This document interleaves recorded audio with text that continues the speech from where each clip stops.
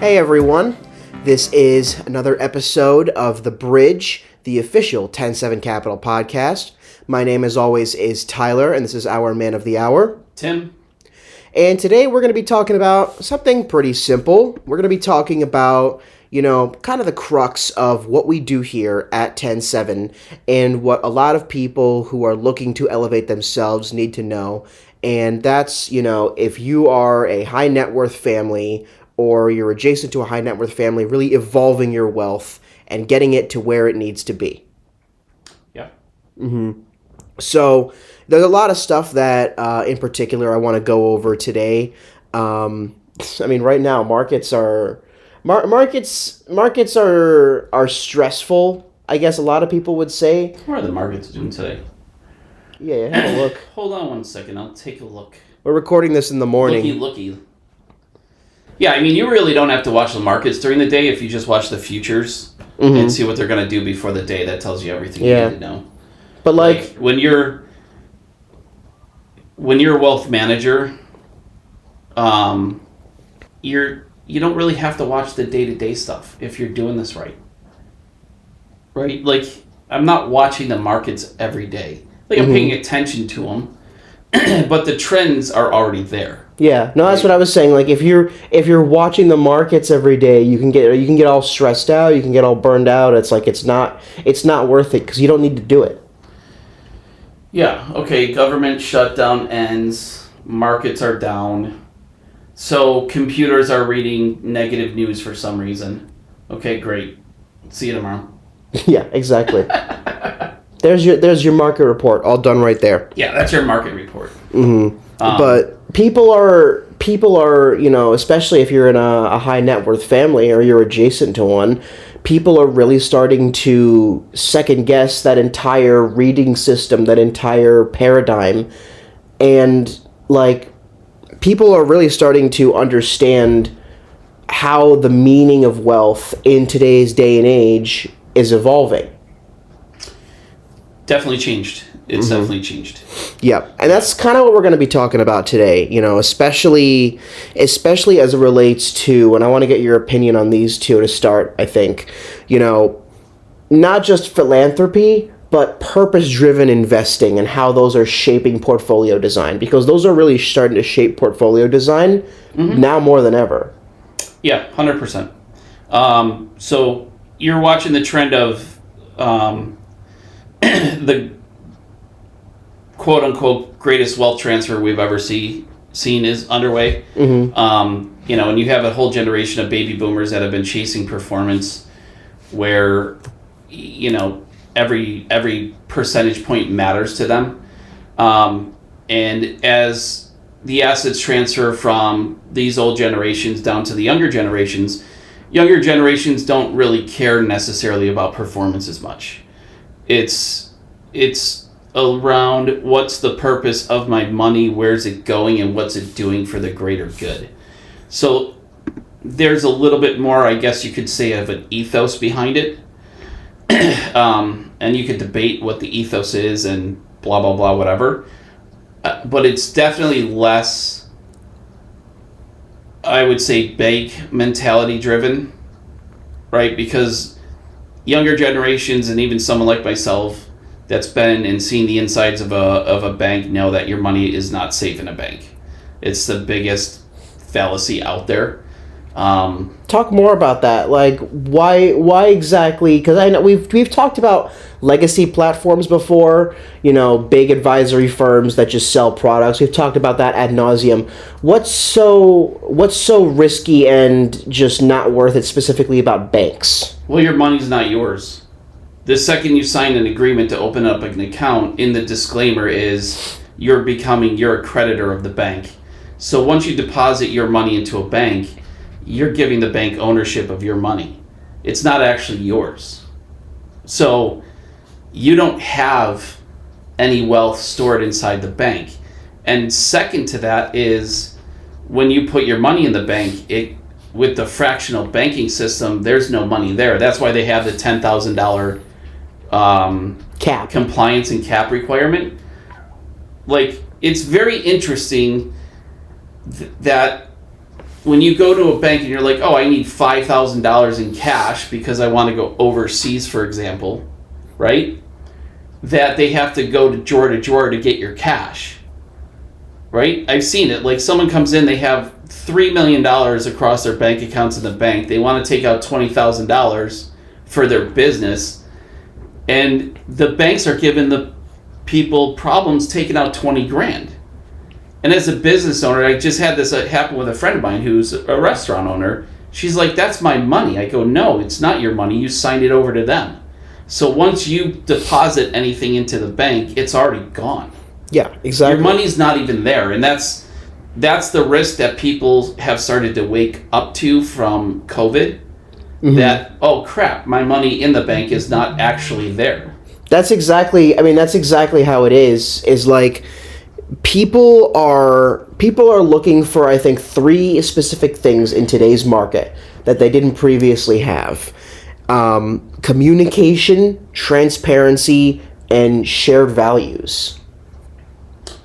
Yeah, I would agree with that. Mm-hmm.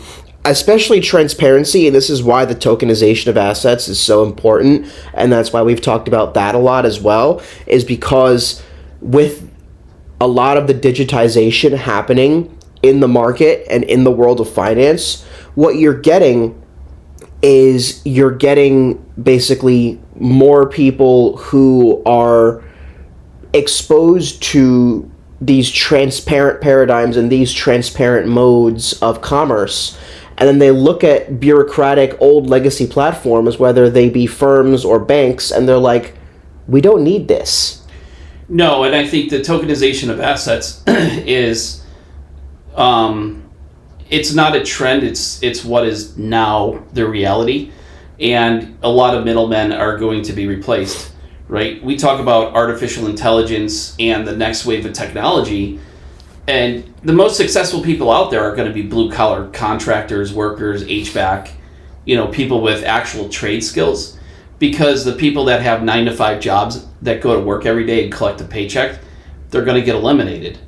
And they should be, because you're really not providing any value, right? Like I can eliminate 99% of my compliance department with technology now. I can eliminate 99% of operations with technology. I mean, I don't think... And as a business owner, I'm going to do that. I mean, I don't think the compliance department should be wholly eliminated. I think. No, I said 99%. Right? Like, you're never going to go 100% machine. Nah, but we already, in the investment world, the transition to computers happened 15 years ago. Mm-hmm. And that's why, like, the markets, by the time retail investors get information in front of them through the channels, now information is becoming more openly available. But like when you're watching like a Fox News or Bloomberg or CNBC, the big firms and the institutions have already traded it 3 months before it gets out. So, mm-hmm. And I kind of find it funny that people try to talk about playing on the same foot and having equality. I don't know that you could ever achieve that. Like, it's always going to be a rigged game no matter what. But the friction of the system that we've been living in is going away. Mm-hmm. Right? We're moving to a frictionless system where markets are going to be open 24 hours, 7 days a week, where you're going to be able to trade investments and real estate and commodities and energy anytime that you want. There's not going to be any more open and close. And the transition is already underway. So once the U.S. comes out of this government shutdown, when you look at what's been going on behind the scenes, Project Crypto is going to take over in our world. You're going to get the regulations around digital assets, and digital assets are going to become a normal part of 401ks, retirement plans, asset allocations, etc. They're going to elect Cynthia Lummis as president. Right, Cynthia Lummis as president. That would be nice. The fundamental problem is, and this is what every financial advisor is going to have to deal with, is they don't know the nomenclature, they don't understand digital assets, they know nothing about crypto, and quite frankly, the ownership of the asset is the most important thing. Mm-hmm. Like buying an ETF for a 24-year-old that has $5 million, they're going to look at you and be like, I'm paying you to buy me an ETF? I don't think so. Yeah. Right? So you're now in a world where if you're not in the digital asset space, you're out of it. And if you're in financial advisory space, and goes back to, kind of like the baby boomer generation and the generation that's older, they all had financial planners, and all of them just woke up and realized financial planning doesn't work. Because the whole mathematics behind financial planning is how long can you spend or extend your financial life and paradigm before you go to zero. Yeah, no, exactly. So I look at them like, well, I never want to go to zero, and I never want to have that problem. And that's why I said financial planning, I had a CFP, the designation's a joke. Yeah, didn't you get rid of yours? I did. It's a waste of money. Exactly. Like, I got nothing out of it. And don't think for a second that there's some higher ethos that they operate to. Because it's all the same. It's about accumulating assets so they can charge a fee. But as this generation is waking up and going into retirement, like, it's not all what it's meant to be. Right? So, I was talking with someone yesterday. They're like, my parents worked their entire lives. They're in their 70s now. They have very little energy left, and they look just old. Miserable. And they're miserable. And that's the mindset that has changed. And so the chasing performance doesn't matter as much as the purpose behind the money and the ethos behind it. Because working until you're 67, 72, 70, 72 years old doesn't appeal. And now you have technology has completely eliminated that need because now my technology can make me money. So I really don't have to work if I don't want to. And quite frankly, why would you? Like, why work? I think that's what a lot of people are really starting to experience and understand. And that kind of leads me to the first of two big questions that I want to tackle this episode. I want to get your opinion on, so feel free to pontificate at length about them, because these are big ones. But the first question that I think I have, that I think a lot of our audience is going to also want to hear, is, in today's day and age, with all that being said, with all that being laid on the table, everything that we've laid on the table in the past few episodes about the tokenization of assets, about transparency, about the changing nature of work in today's day and age, what do successful multi-generational families do differently in the Big 25? They don't invest in the stock and bond market. That's it. Like, generational wealth is not created in the stock market. Just go play Monopoly. Monopoly is the board game, right? Monopoly is the game that teaches you about finance. They have that old game of life that teaches you about life, by the way. Oh, I remember that. Remember that game? Those two games are very transparent. So I was growing up and I had the SpongeBob version. Right. So how do you win Monopoly? Well, you don't win by investing in the stock market.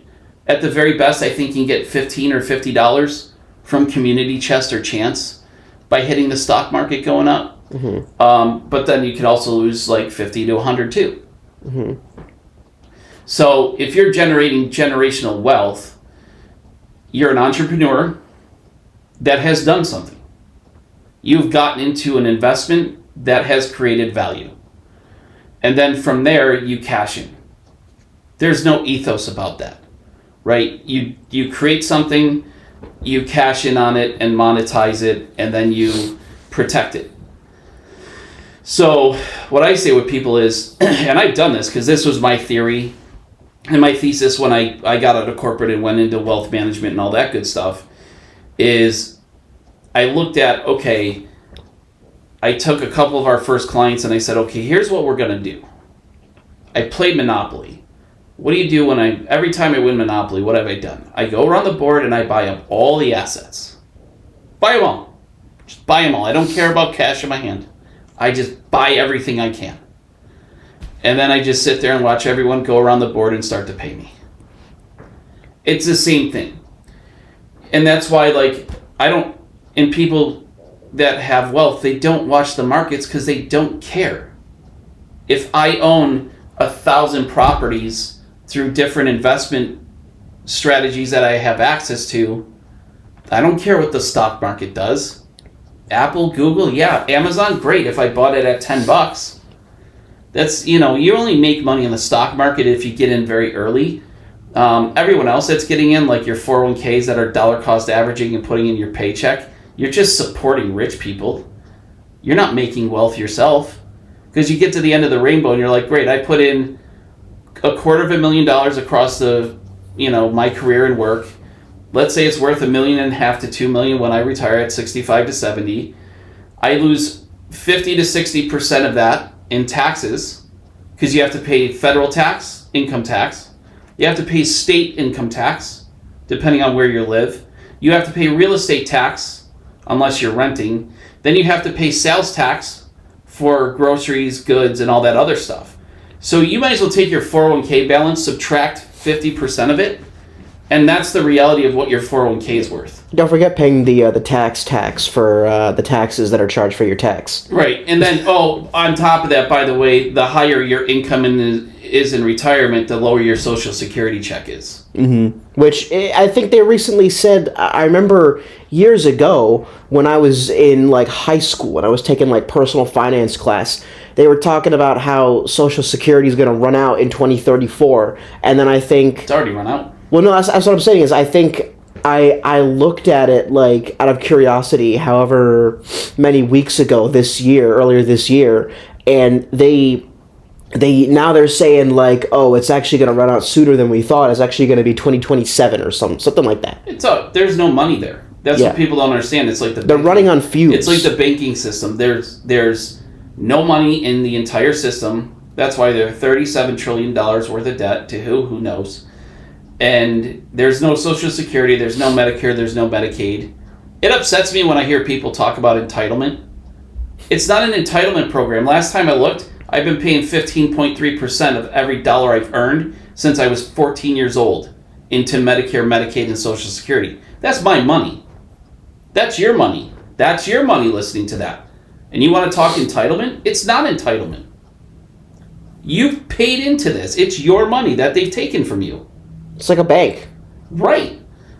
And people are waking up to this now. And the younger generations don't want to play that game. And wealthy people don't play that game. Do you think a wealthy person cares about their Medicare check, Medicaid support, healthcare? No, it's all privatized.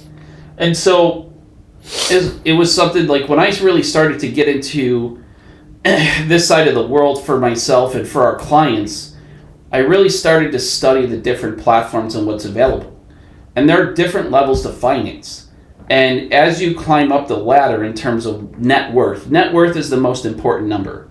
Not performance, not your number in a brokerage account, not your 401k number, because that's all paper wealth, and it's a BS number. It's a bullshit number. Right? Oh, my S&P 500 went up 15% this year. Well, subtract 30% for taxes. So no, it didn't. Right? Yeah. Your S&P 500 went up 9%. And by the way, that other 9% was wiped out by currency debasement. So you're really at zero. Fundamentally, I think what people are starting to realize is you have to work smarter, not work harder. Right? Right. I think the whole concept of working hard was just to create worker bees and overachievers. Working hard does not accomplish anything. Yeah, you have to work smart. That's the difference. You have to get to the position where your money's making money for you. Your productivity makes more productivity for you. And that's why the next generation of technology is changing the game. That's why people are focusing now on not about how much I can accumulate and earn, but how much income I can create. Mm-hmm. Right? You look at Rich Dad, Poor Dad has his, it's in the background right now, his cash flow quadrant. It's great. He'll sell 1 million copies. We got a bunch of screens in the background just showing Probably has some good ideas in there. Probably has some stuff that is, works for him, doesn't work for others. Financial data, everything. We got it all.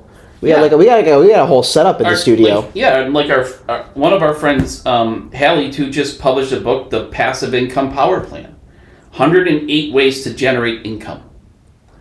So if I'm sitting at home, I'm not watching the market. I'm watching my income. And I'm saying, okay, what do I need to do to recalibrate my finances to where my money pays for my lifestyle? Mm-hmm. And the day you retire is not some mythical figure in the future that you accumulate or some magical age, which, keep in mind, generations have been living off of, and that mindset has been passed down. The problem is the people in my generation and the X and below, we're not willing to accept those mindsets anymore. So we've broken them. Mm-hmm. And that's happening. And we're focused on, okay, how can I wake up every day, have my life paid for, and go do what I want to do? That's what wealthy people do. Mm-hmm. They do whatever they want to do without constraint and constriction. Yeah, and so this leads me, I think, to the second big question. You know, we've talked. So now we've gone over, you know, what successful multi-generational families do differently. Like, we've talked about, you know, what needs to be done on a base level to establish that multi-generational wealth. I think my next question then is, you know, say you're an individual investor. How can you, in your daily pursuits and your investments, like if you're an individual investor and you're just going about it, you want to work smarter, you're listening to this, you know, say I'm a listener, right? You're listening to this, you want to work smarter and not harder in your investment and your pursuits. What can you do to adopt, for lack of a better term, family office thinking? Family office thinking, yeah. So family office has different meaning depending on the next generations that you have. But first and foremost is you look and you ask yourself the question, the real crux behind being a family office is, how do you become your own bank? How do I become my own bank? How do I raise assets, raise collateral, and use those assets as collateral to increase my net worth and standard of living? And you have to become your own bank. Financial planners are not going to teach you this. They can't do it. Because becoming your own bank does not fit into their asset accumulation advisory model, AUM model, right? Like, what's the first question I get at every conversation I have? Right? Mm-hmm. Sorry. It's, how much do you have? What's your assets under management? Oh, God. How the hell should I know? I can't count it all. They always ask about AUM, the exact number. AUM game. The exact number. You're discriminated against in financial services based on your AUM. But if I have assets that are across the board in private deals, international deals, insurance, trusts, commodities, real estate, real assets, across the board, I can't count it all. How the heck should I know? But that's the game that's out there. What's your assets under management? Because it's because they're trying to figure out how much money they can make off you, just like a divorce attorney. Well, not only that, but they think in terms of a bank mindset, because these big banks, these big legacy platforms have entire teams, entire legions of people where they can count everything meticulously. The more assets under management you have, the prettier their box becomes. And that's all it is. They're just selling the same box. It's at different levels. Mm-hmm. So, like in our world, for family office, we're now in a world where people like us that are now starting to show up out there in the United States, we're saying, listen, we have what the ultra uber wealthy have, and we can bring it all the way down market now. So when I get someone that hands me their 401k and their retirement account and their brokerage account, I can shred it. So really because they don't have digital assets. They don't have natural resources. They don't have commodities. They don't have the right tech. It's just basic, glorified banking, investing. Mm-hmm. So really, that's a huge difference with family offices. Yeah, family offices, pensions, institutions. Like when I worked in the institutional world, maybe 19 to 20% of their entire allocation was allocated to stocks, bonds, and cash. So where's the other 80%? Right? And 91 to 95% of advisors can't do anything in that 80% space, and our entire world is that 80% space. Yeah, we do a little market stuff, but I've already tested this out. The question you need to ask your financial professional is, how often do you double your client's money? My answer is every 3 years. It's not a promise, but I have a track record. Mm-hmm. How often do I double my client's net worth? And if you listen to us from a tax planning perspective, a legacy planning perspective, and an investment strategy perspective, playing in that 80%, you will accomplish that every 3 to 5 years. It's a 98% guarantee almost. So I think that's if I'm an individual investor, and I'm looking to really get into the mode of family office thinking, it's really all about not over analyzing it, understanding the democratization, and realizing that a lot of these concepts are now going down market, are now coming down to earth for a lot of people. Right, and stop They're thinking, more accessible. Well, it's more accessible, but you can only access them through financial professionals. Yeah. You can't get it through Fidelity, Vanguard, State Street, etc. Like, stop thinking you can do it yourself, because you can't beat someone like us. Mm-hmm. You can't. It's not even close. Well, in the sense of like that whole world is more accessible, in the sense that like there are tons of people who are now learning about this, who are becoming financial professionals, and that world is more accessible if you're an investor, you're looking to understand it than ever. Basically if you're trying to adopt family office thinking, if you're trying to establish multi-generational wealth for yourself, the first step really is understanding the way the market is going, and that these legacy platforms are no longer relevant. Yes, but I would give you a better first step. Okay. Read our book. Ha! It's called The Family Office Revolution. So it is in the process of being finalized. It will be published very shortly, because it's at the top of our priority scale. And it is a playbook and a game plan for building your own family office. Mm-hmm. And when you get to the point where you want to go down this road to building the right family office, you then realize I need the right professionals because I can't do this on my own. And you also realize that you don't care what you pay to do it. Yep. And we'll have fees don't matter. Mm-hmm. If you're chasing a Vanguard fund because you pay 3 basis points, you are making the wealthy wealthier. I loved people that gave me money on the ETF side, because I took their money, I gave them a unit on their computer that made them feel all safe and comfy, and then I leveraged it, lending it out to banks, hedge funds, and the like at 15 to 20% month-over-month margins. Because when you're working for a legacy platform, feed the beast. It's feed the machine. So when you chase, and you, like anybody that has their money at Vanguard, I'm sorry, but you are a sucker investor. You have zero ownership. You don't even own voting rights, right? Because they vote your proxies for you.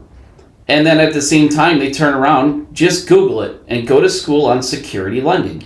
Mm-hmm. And we'll have an announcement video, obviously, for the book when it comes out, when it is released. So stay tuned for that. But there's your little sneak peek. Right, and then just look at it. Like, if you really want to do your homework on this, go to school on security lending.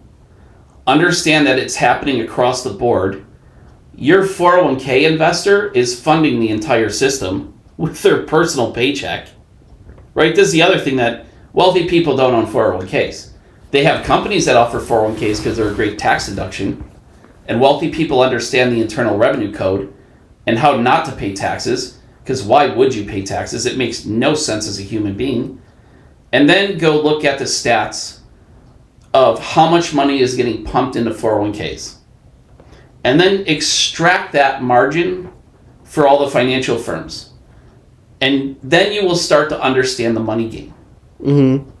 And when you get to understanding that you should have your own family office, you need to hire the right professionals that are aware of this, and work with the people that know the money game. And when you study the money game, and you put all 3 of those together, you will change your life and your family's life and your legacy's life for the better, and it's an immediate return on investment. Mm-hmm. So here's, I think, the final question we'll end off with. More of an easy one for you, but I think this kind of ties it all together in a neat little bow.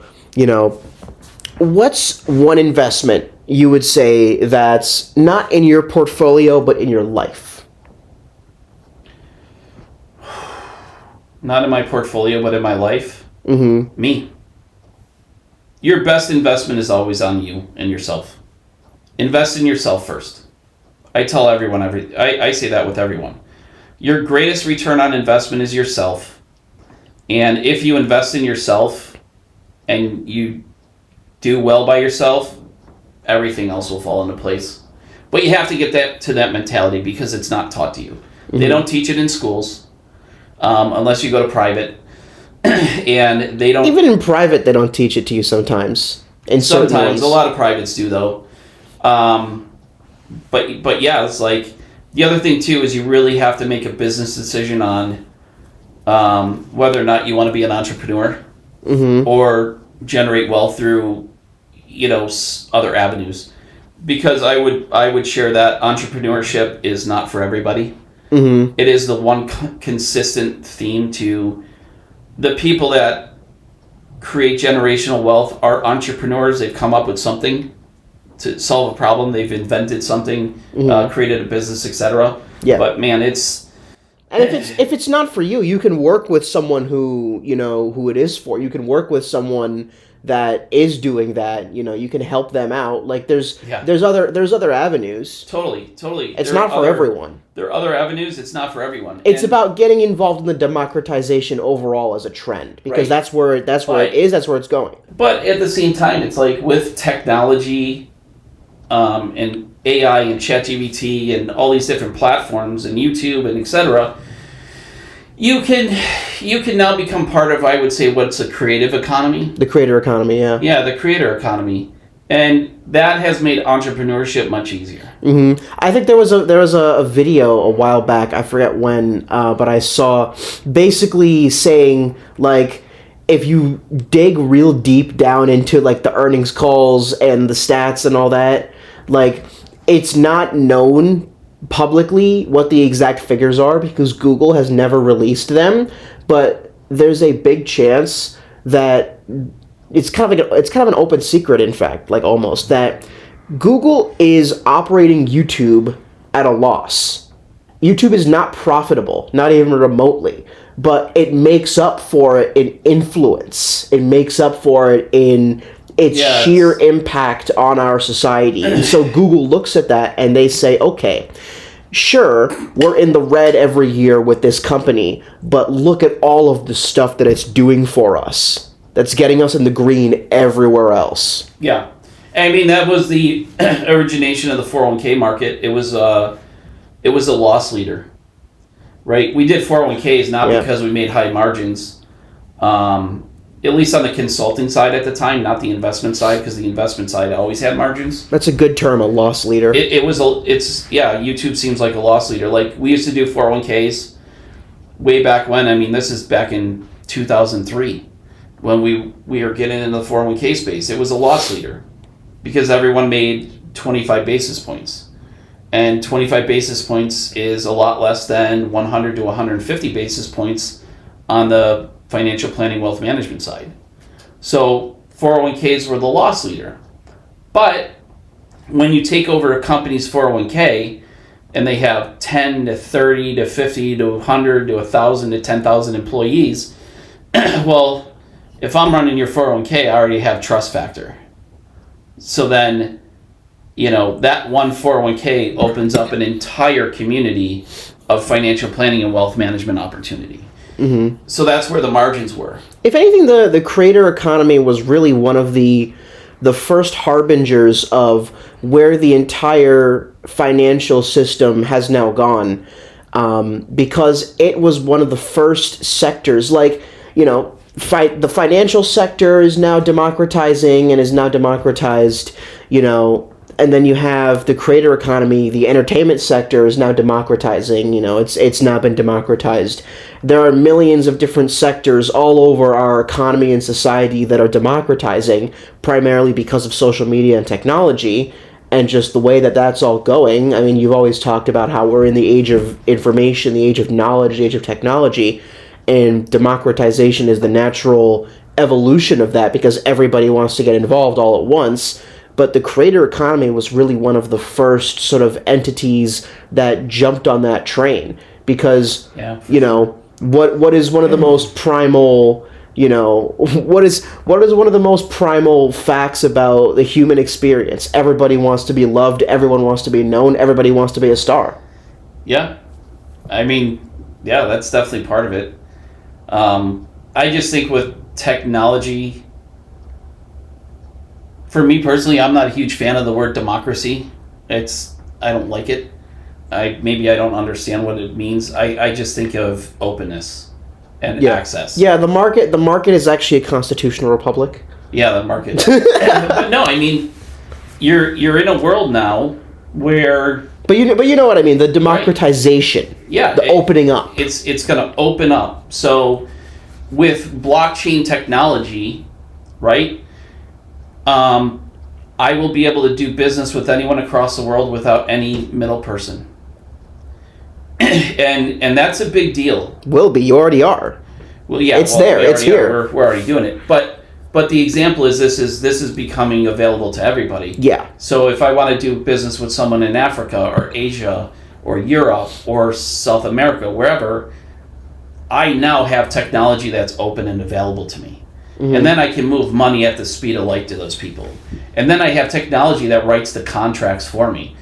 And then I have, technology that helps me with the day-to-day management of it. Yeah. So my life is moved and has moved. At least this is my experience now, because moving into this new world. And it's kind of a little bit of a mind F, because your mentality of what you're raised upon has to completely change. Mm-hmm. It's a paradigm shift.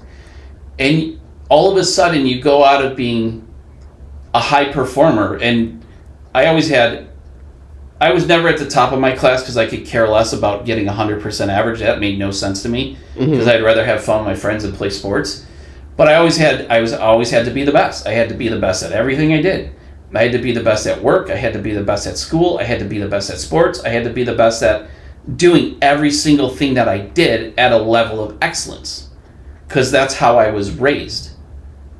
And the problem is when you have that doer mentality, you get this sudden shift is I'm no longer the doer. Mm-hmm. I'm the collaborator. And then you think, right, oh shit, I need to be the doer.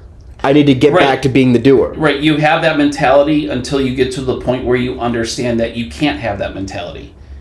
Because you become more of the facilitator. You're like, how do I facilitate this, right? It's like when we're working with people on their personal finances and family offices. Like, listen, we have to get you to the mindset that you're the facilitator. Mm-hmm. Right? And we have this happen. Like, one of our first clients we did this with, who has retired at a very early age, and is still, their net worth is still exponentially growing. Mm-hmm. And they're like, I made more money in 5 years doing this than I did in 40 working for somebody else. Yeah. And you have to get to the freedom side of it. And quite frankly, you have to be able to open and wake up some days and be like, I don't have a clue what I'm going to do today.